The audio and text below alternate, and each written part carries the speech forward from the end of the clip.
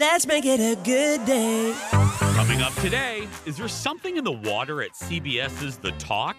Because another co-host just quit. This is one of the hardest decisions in the world. What's going on? Then another Netflix series has me captivated. I'll tell you why The Queen's Gambit is a check and a mate. And 'tis the season. Producer Ted has his very first Hallmark Christmas movie review of the season. Here we go. Let's make it a good day. We do it our own way. Let's make it a good day. Oh, no matter what they say. Oh, yeah.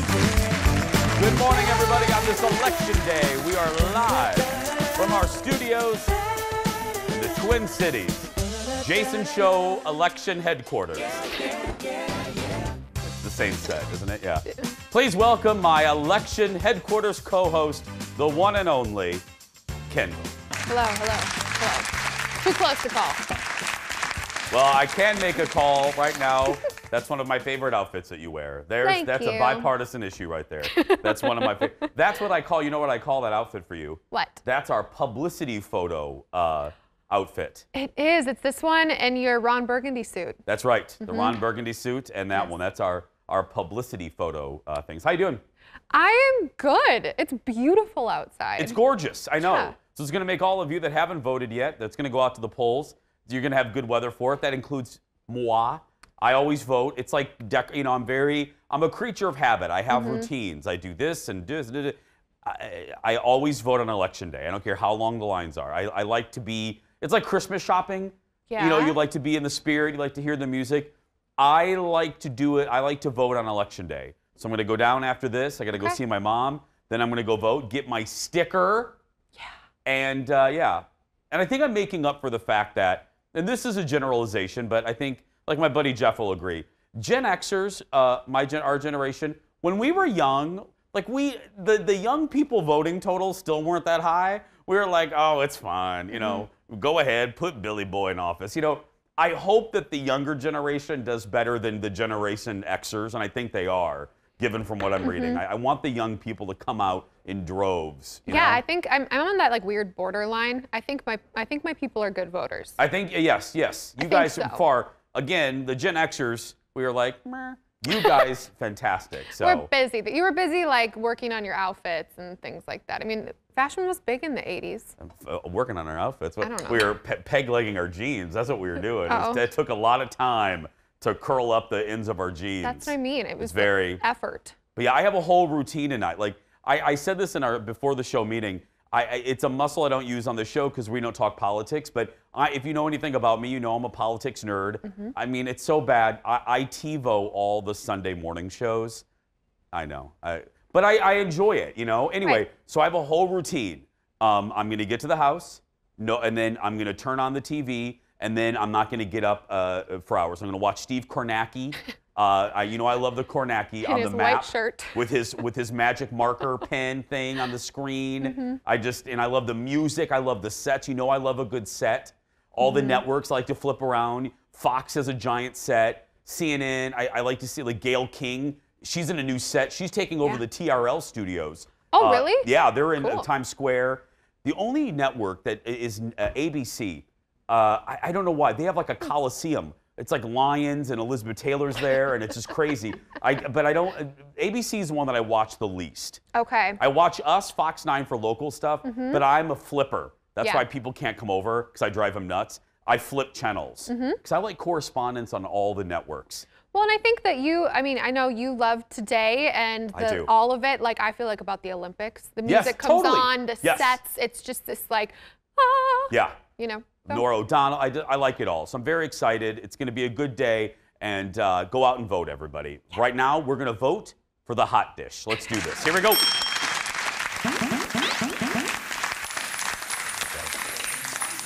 Can't wait for that sticker. Another celeb was eliminated on Dancing with the Semi-Stars. But before we get into that, we're learning more about what happened to the real co-host and Dancing with the Stars contestant Jeannie Mai, forcing her to pull out of the competition. She gave viewers an update on her condition last night, and it's very dramatic.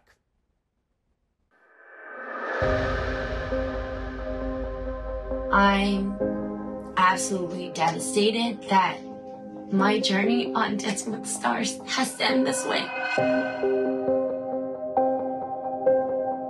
I found out that I have a throat abscess where my tonsils and my throat had gotten so infected that it started permeating to the rest of the areas behind my neck and my ears that I had to get emergency surgery, which is why I'm here now.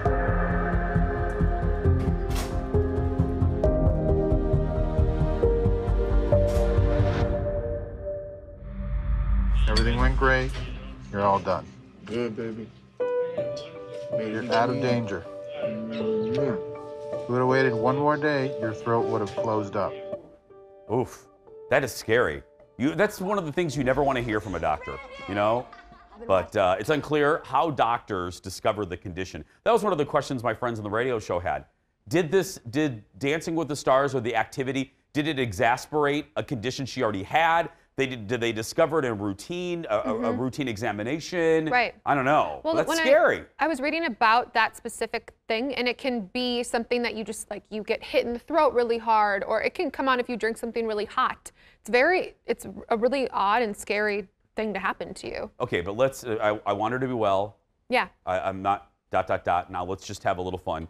May I please beg the producers of this show, can we not, if I'm ever in the hospital for something, can you not have a camera down my throat, you know what I mean? And have photographer Eric put sad music where I'm drooling, you know what I mean? Yeah, can but we not? If you looked that good, and like her teeth are so white and straight, and she looked that good coming out of like anesthesia, you can film me if you want. I shan't be looking like that, so I do not want photographer Eric showing up at the hospital, you know. I know. All, you know, with the light in my face. I know. Did you know she's 41? I thought she was like my age. I knew she was 35. She was fantastic. Yeah. And she's going to be, tomorrow, Jeff? Not her. No, but not Jeannie, but the rest of the reel, Thursday. They're going to be on our show on Thursday. So, cool. Turning to dancing, though, it was supposed to be a double elimination night, but with Jeannie out, only one couple was eliminated. And before we tell you who, you know, roll Leo. That is so you won't sue us. It's time for the spoiler alert. 8 couples danced, but it was 3 who stole the show. We have a little moon touche. Let's take a look.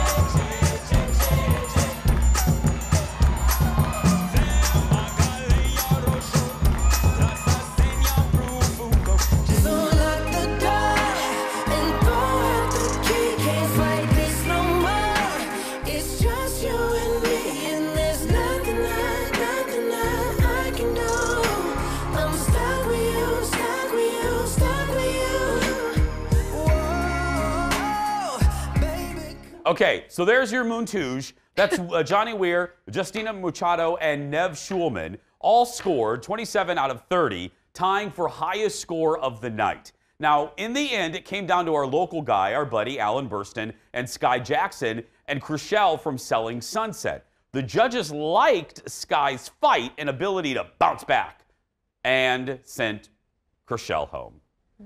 Bye-bye. Alan and Sky live to dance another week. Forget all of them. I'm sorry. I just have to be honest. I love Alan. Every other year I would root for him, but I'm not going to lie to you, TV friends. I want Justina to win. Yes. I've loved her since 6 Feet Under, and I think she's just lovable, adorable, talented, vivacious, lovely. Yep. I want to have cocktails with her. I want to have her over for election night. Why not? What I really like about her, out of the 3 that were in the top 3 that we just featured, there's no way Nev doesn't have background in dance. There's just no way. The lines, you already knew that. Like, there's no way. Johnny Weir, we all know he's a professional skater, and he was always known for his artistic skating, too. Yeah. She's just working it, and I think that's fantastic. I adore her. Adore her. Jeff, let's get her on the show. Can you book her? Yeah. Call her right now. Yeah. How does Queen of the South end? I know she's not there anymore. But Queen of the South. oh, have you watched Queen of the Night. That's a South? Whitney Houston song. Queen of the Night was on the Bodyguard soundtrack, which is the highest-selling soundtrack of all time. Okay, well, I was talking about the show Queen of the South. I haven't seen that yet. I need She to was see on that. seasons 1 and maybe 2. Okay. Well, when Jeff books her, which he's working on it right now, I'm looking at him, we'll ask her. Next in the dish, there may be more trouble brewing on CBS's The Talk. Just over a month into the new season, another co-host is like, bye. Look. It's been a crazy year, obviously, for all of us, and I've been so grateful that I'm able to stay here in London and do the show, but I can't see, for me, the foreseeable future of traveling back at the moment, and have decided that at the end of December, this will probably be my last time on the show in this capacity as a host. Okay. It has been... I love you, Eve. I do. Eve says she's walking away from the show after 3 years. She lives in London and says she wants to work on expanding her family. That's great. It's odd timing, though, considering we're not even mid-season. Girl, the season premiere was a month ago because the season started late. Marie Osmond already left, already jumped off the Titanic. The rats are running. The rats are running off the boat and it's flooding. Uh-oh. I would love to take, I'm not saying Eve isn't telling the truth. I'm saying I smell something in the water. There's something going on at the Talk. Marie Osmond doesn't leave, and then a month into the new season, another co-host leaves. That's not usual. I know this is an unusual year. Maybe Eve had a change of heart, but these types of, trust me when I say this, these type of TV contracts are in the works well before season starts. They wouldn't put you in promos and advertisements for a brand new season because that costs money unless they had a commitment from you. They're not going to put Eve in, it's the season premiere of The Talk. And they wouldn't show Eve a month ago if they thought Eve was going to leave a month later. That doesn't happen. You know? Yeah, it is odd to say the least. But, you know, like we're saying, it is a weird year. Maybe she just was like, COVID, I can't do this anymore. Maybe. I want to focus on my family. I don't know. But yeah, I mean, and those jobs are not easy to come by. There's a finite number of them. Yeah. We're going to focus on a commercial, and we'll be back right after this. Back after this. Coming up, I stayed up way too late last night watching the latest hit from Netflix. I'll tell you all about The Queen's Gambit. Also ahead, grab the eggnog. It's time. Producer Ted has his very first Hallmark Christmas movie review of the season. That and more coming up.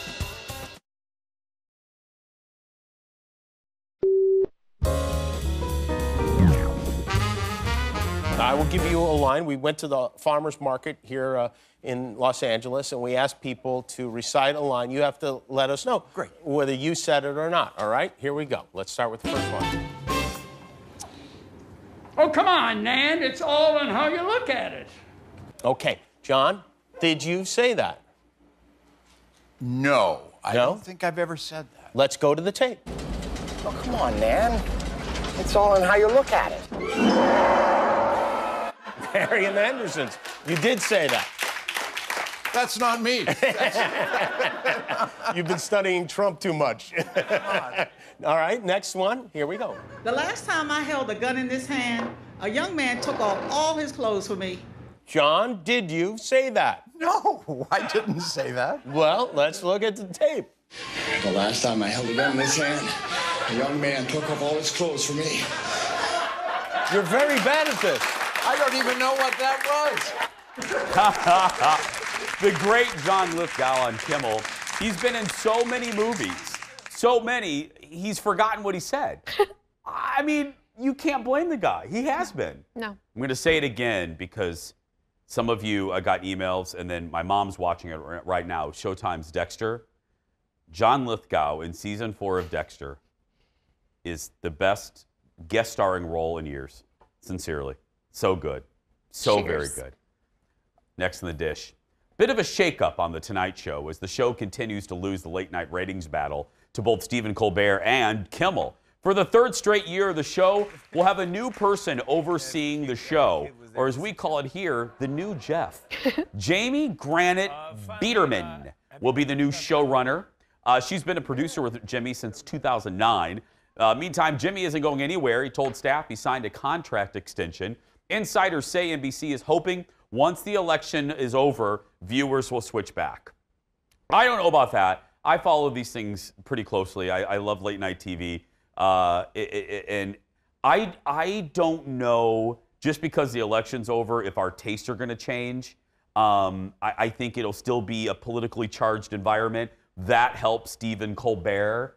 You know, and Jimmy is doing a show that right now isn't in vogue, isn't in fashion.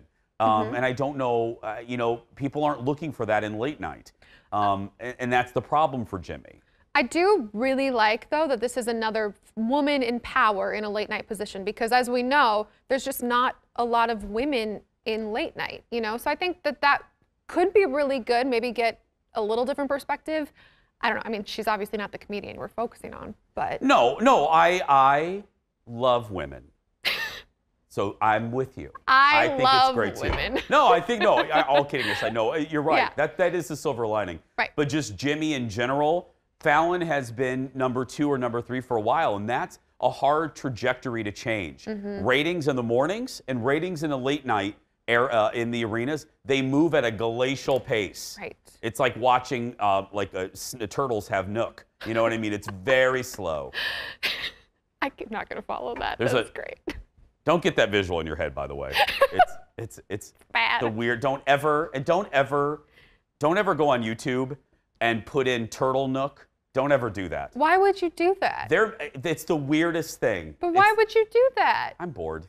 Next in the dish. There are a lot of opinions out there about what Brit is doing these days. Her fans know she posts a lot on Instagram. And the videos are sometimes a little odd. But she has a message for all of us who are concerned. Look. Hi, so I know that there have been a lot of comments and a lot of people saying a lot of different things about me, but I just want to let you guys know that I am fine. I'm the happiest I've ever been in my life, and I'm sending all of you guys a lot of prayers, wishes, and a lot of love. Okay. As we've previously said, Britney does not have control over her estate. Her sister and her father both share custody. Her father saying she can't make her own decisions. Let me be brutally honest here.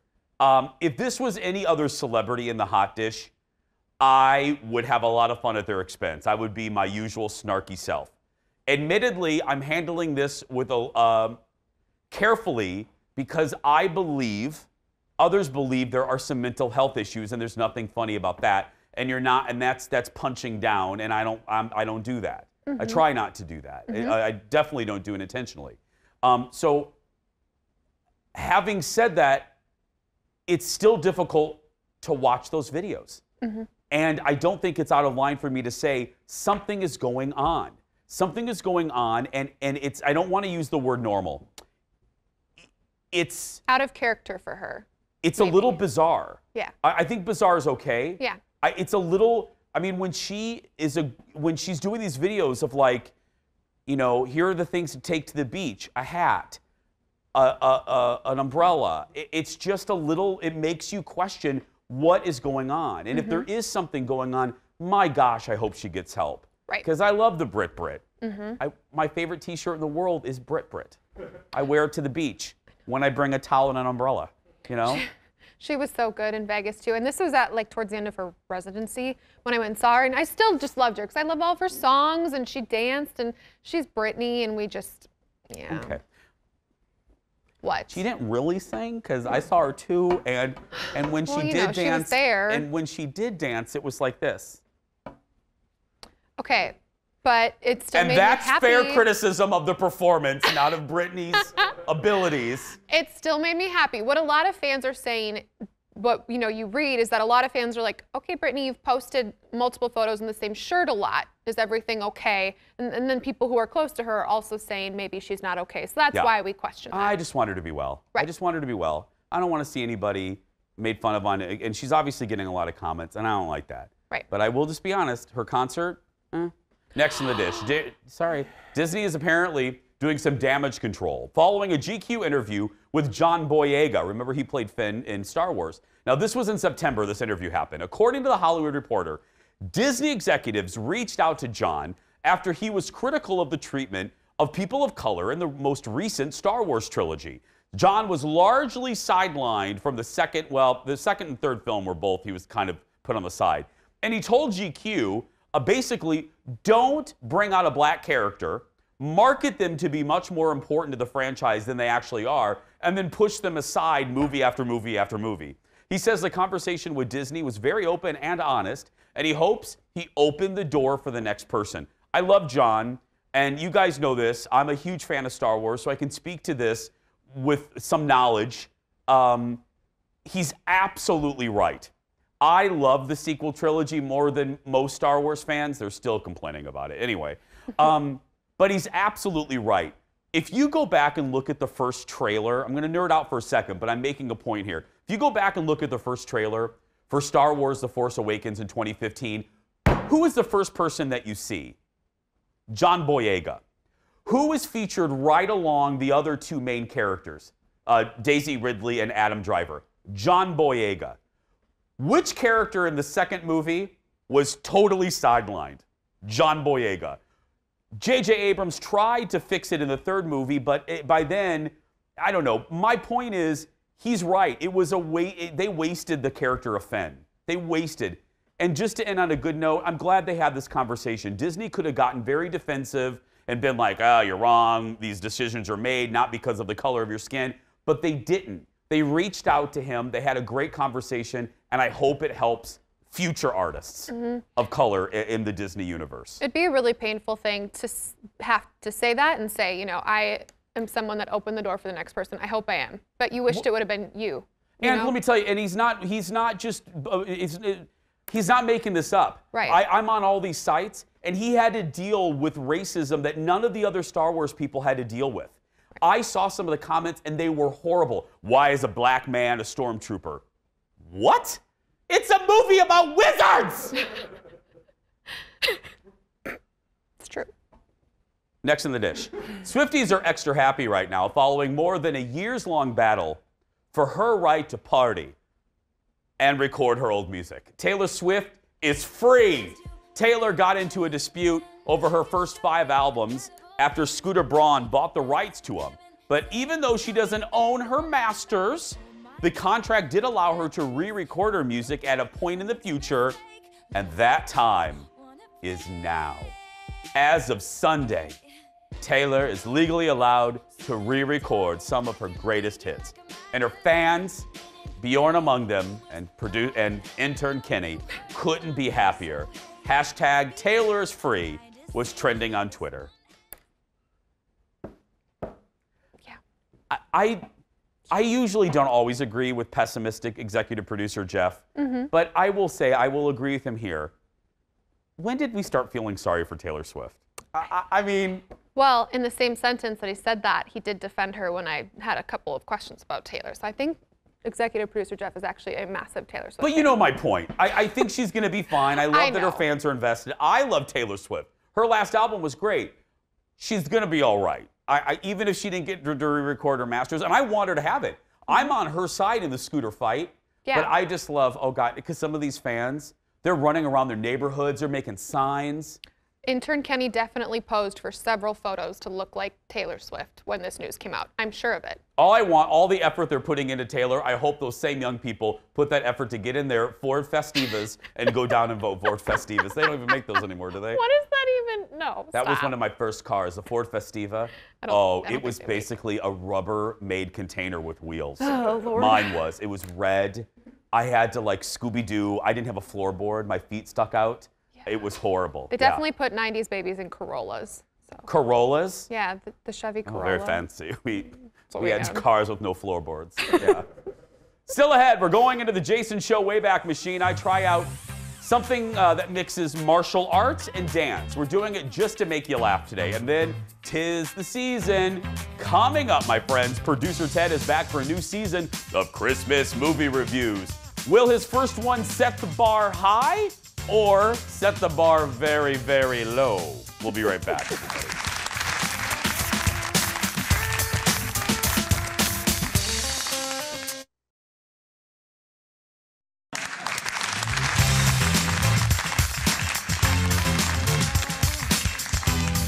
Welcome back, everybody. Well, after the past few months of the election and election commercials, the pandemic, murder hornets, asteroids, we could all use a good laugh. So this morning, we're looking back at a funny story that aired 3 years ago this month.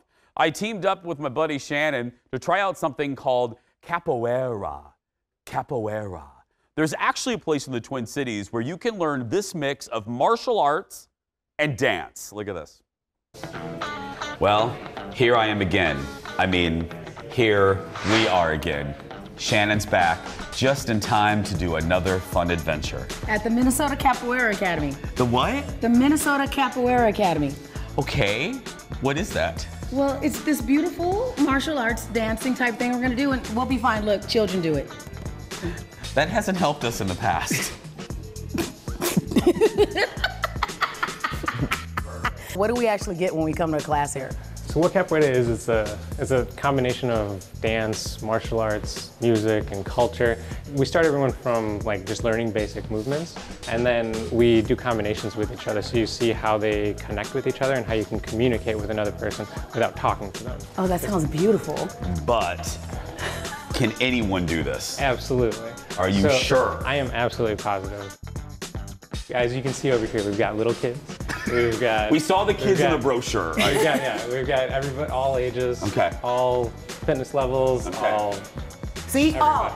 Everybody. Okay, Shannon, here we go. You ready? I'm ready. Here we go. Let's go. Come on. So the key elements of playing a game of capoeira are getting out of the way, kicking at somebody, and then moving around a little bit. Okay. Get away. He got all excited when he said kick people. Bring the opposite arm up, and then switch our arms. Oh my God. Step over. Oh crap, I didn't do that. Oh, whoops. My leg is tensing up. Wait. Oh, that way. Oh, that way. With Jenga. With Jenga. That's like the game? The stance. Oh, the stance. Okay. Esquiva, is that what you? Esquiva, yep, it just means a dodge. Oh, okay. Okay. I thought you said Activia, like Jamie Lee Curtis. some healthy yogurt as we go down. Shane, are you doing it? I think so. Oh, you are doing it. I hate you. You got to stop looking down. Well, I gotta do. Go. Look you know in what? the mirror. What? Look in the mirror. It's kind of like like dancing, Shannon. It's nice. Kinda. And we're gonna kick over you now. Oh no. Okay. You're gonna lean over. Go ahead. And we kick. And back up. All right. So try to keep looking at it. Work? Yeah. Ready? Wait. You can't yell wait when her leg is halfway over. You need to tell us to dodge louder. Okay. All right. Dodge. We're gonna get out of the way now, and you guys are gonna do that kick at us. We're gonna get out of the way a little different though. We're gonna get way down here. I would highly suggest if you could lay on the floor, that would actually be better. Have you ever kicked over somebody's head before? No. Have you? No. Okay. Okay, and then that way. I'll fake it. Okay, there we go. My leg is like, ow. Shannon, what the hell are you doing right there? What are you doing? Oh, you're doing the. Oh, okay. That was. Wax on, wax off. Wax on, wax off. See, we can do this, see? Wax on. Foxy. Jazz hands. Vogue.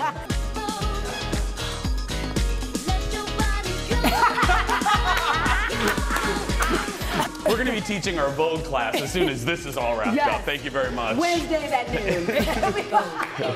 Shannon, we worked very, very hard, didn't we? Yes, we did. For 7 minutes. So we now get to watch them actually do it beautifully. Look at these professionals. Look at them. Look at them go.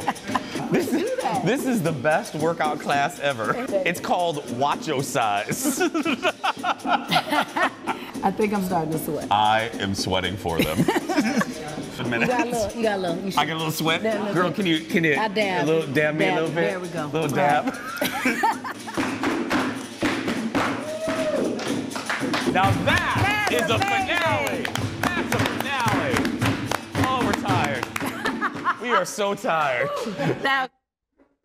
Remember when you could wash the sweat off someone's forehead and not have to go in the shower? Remember the days you could touch somebody? No. Yeah. Anyway. The Minnesota, actually, fun fact, I've never seen that. We aired that when I was sick one day. So I remember doing the class. I loved that guy. That instructor was fantastic. The Minnesota Capoeira Academy is offering free online classes right now. Any donations are appreciated. For more information, go to mncapoeira.org. We'll put it right there. And if you missed it, we're going to put this all on Facebook a little bit later. Still ahead, everybody. I'm recapping a new show on Netflix. I'm obsessed with another thing, and you're going to find out what it is when we come back. Back in a moment. I'm obsessed.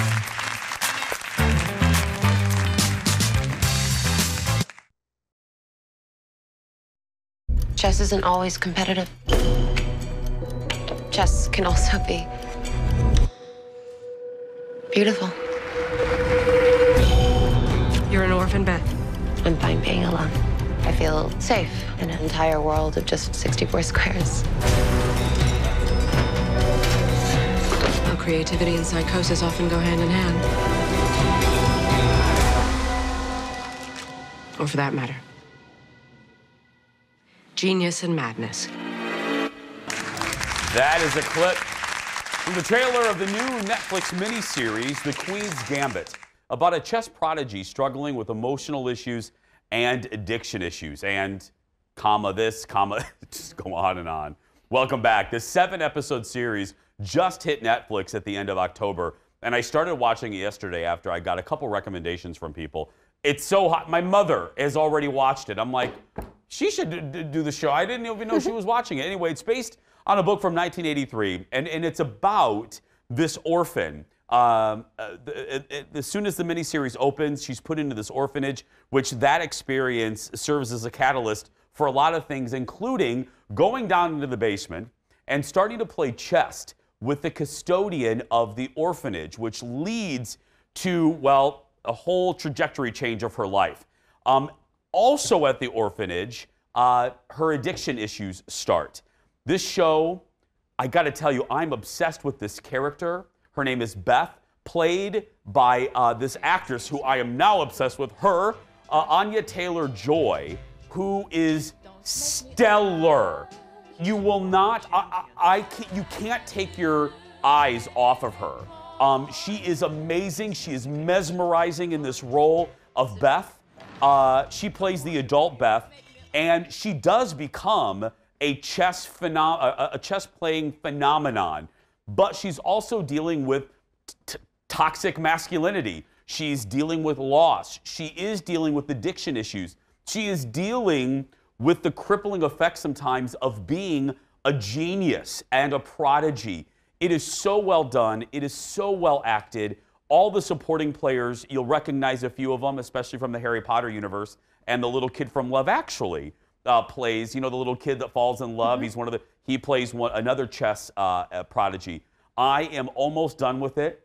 I can't recommend this enough. Not only because it's 7 episodes, it's not that big of a commitment, but the acting in this and that young lady right there will blow you away. You feel for her, you root for her, but also what's fascinating is her as a character, you're rooting for her, but you don't know why, because she's removed from you. The character is so traumatized by her childhood that she keeps a distance from basically everybody.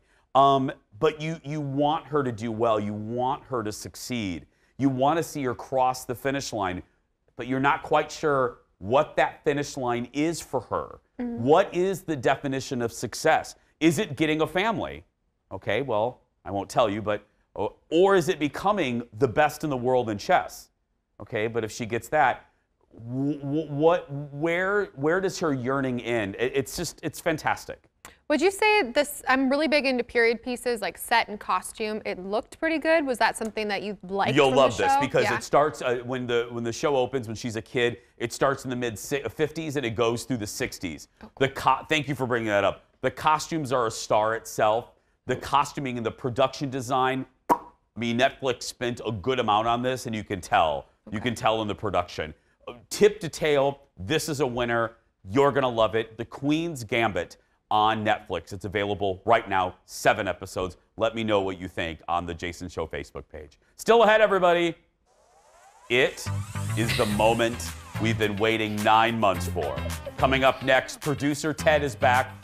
with his Christmas movie review, the first one of the season, what he thought of on the 12th date of Christmas when we come back. Back in a moment.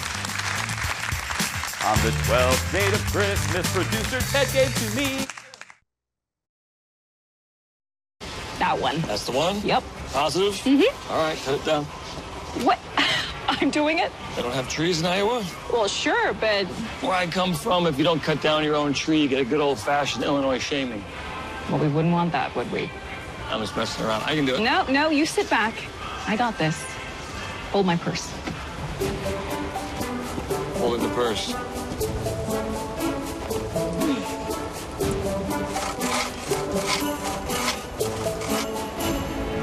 What was that? Notched a hinge at the base. Wouldn't want this old spruce to fall in your direction, now would we?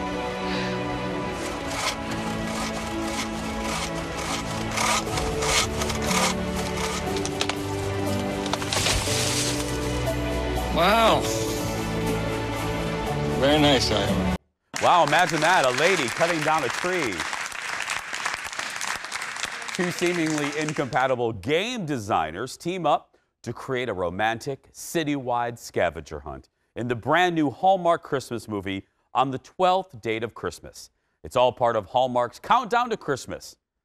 Ooh, I'm excited because that means for the first time this year, it's time for producer Ted's Christmas movie reviews.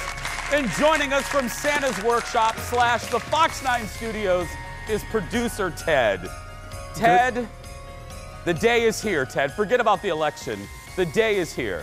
I love Christmas. I love when we hit November, and then we could just pretend it's Christmas for 2 months. We're here. Now, Ted, I was going to bring this up at the end, but I'm going to throw a wrench in here. I want to ask you something. We're going to talk about Ted's ratings at the end, and we have a checklist that we go through too. Ted, I don't want people to forget, looking at that scene, I think we have to add a new thing in our checklist. Does the movie have a scene in a Christmas tree farm? Ooh, because a lot of them do.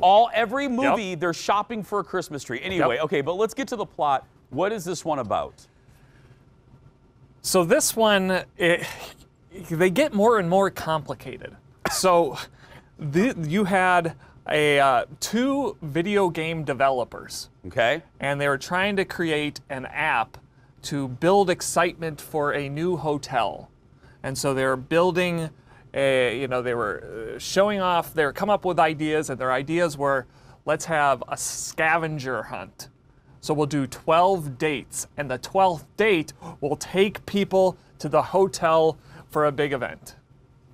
And that's the plot. That is basically the plot, and the two people who were working together didn't really like each other. Okay. At first. And we're looking at the two people, these individuals, Tyler Hines and Mallory Jansen. Are they familiar individuals in the Hallmark in the Marvel Cinematic Universe? I don't think she is. I think he is. And I would be okay if this was their last movie together. Ooh. Helen Mirren, they are not? Is that what I'm hearing? This was, watching the chemistry between the two of them was like watching Ben Stein fall in love with female Ben Stein. Oh, really? It was like wallpaper. Because it's these two, right, Ted, that we're looking at right now. It's Mr. Man So it's her. Yep. And then dude standing up. They're the ones that are supposed to be falling in love. Yep. And he's supposedly the big shot. He's going to get the promotion. She wants the promotion. She's got all the good ideas. Eventually, he comes around, and it sort of changes the trajectory of their relationship. But he has no personality, and she couldn't bring the personality out of him either. Well, I will tell you, forget the gold crowns. I give her eyebrows 4 Joan Crawfords. She does have that going for her. Those are power brows right there, not bras, Jason. Brows. Okay, were you at the end of the edge of your seat the entire time? Was this an exciting one? I was sort of like this. Oh. How much are we? We're done, right? No, we're only 30 minutes in. It was like trudging through snow barefoot, right? This one was brutal. This one was like, This one, it's just like, is it over yet? No, we just got in the car. We're not there yet. You know, it was like, are we at Grandma's house yet? No, we're not. We haven't even gotten in the car yet. It was terrible. Ted, don't you think this explains why they put this one first? I would have thought that they would have started with the good stuff first and then build up. But slow build. Yeah. Okay, so let's go through the checklist. For those of you new to our show, we go through a very extensive checklist of does it really qualify to be a Hallmark Christmas movie? So the first one is, was there a kissing scene in a gazebo? No. Okay. Date 13, so date 13, right? So we had 12 dates. Well, there was a 13th date on the 13th floor. Yeah, it doesn't count. No. Was it any type of dynamic, small town girl, small town boy, goes to the big city, returns to small town? So they're both from small towns. It's set in Chicago. She's from small town Illinois. He's from Iowa. But now they both live in Chicago. So sure, we'll give them that. Any type of Lacey Chabert guest star appearance? No, but she does resemble Lacey Chabert a little bit. Except for the eyebrows. Right. That's right. Okay, Ted, what's the most, how many crowns, what's the most you can give a film? We can give them 4, but, you know, it's up to our discretion. Okay, Director Leo, are we ready? Please roll the amount of crowns Ted gives the very first Hallmark Christmas movie. Take it away, Ted. 1 crown. Oh. And that was generous. I was really thinking about a half crown.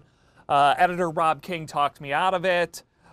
He said it couldn't have been that bad. I love that editor Rob King is talking you out of the ranking of Hallmark movies. He has to be my therapist after I watch these. Okay. But so we went with 1.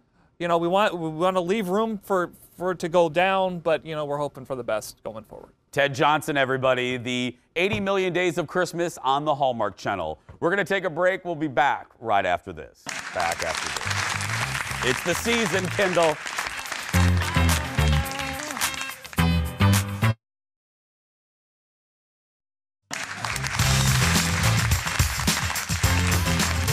Okay, so we have some fact-checking here. Yeah. Kendall, first, you go. Well, I know that I've seen this guy in the Hallmark movies. He was in some of your favorites, Ted. It's Christmas Eve with Leanne Rimes. It's Christmas Eve. It's Christmas Eve. And he was with The Mistletoe Secret with Kelly Pickler, too. Another singing movie. He sings in all the Hallmark movies. Next fact check, I was talking about Star Wars, and I said that John Boyega was the first person in any Force Awakens trailer. Phil Jones said it's not true. It is. If you look at the first teaser trailer, first person, John Boyega. Take that to the bank and cash it. Anyway, you can stay connected with our show on YouTube. If you miss any episodes, just go to YouTube, search for The Jason Show, hit that subscribe button, and you'll be notified when we get brand new episodes. We're going to take a break. We'll be back right after this. Stay with us. Take that, Phil Jones. The teaser trailer.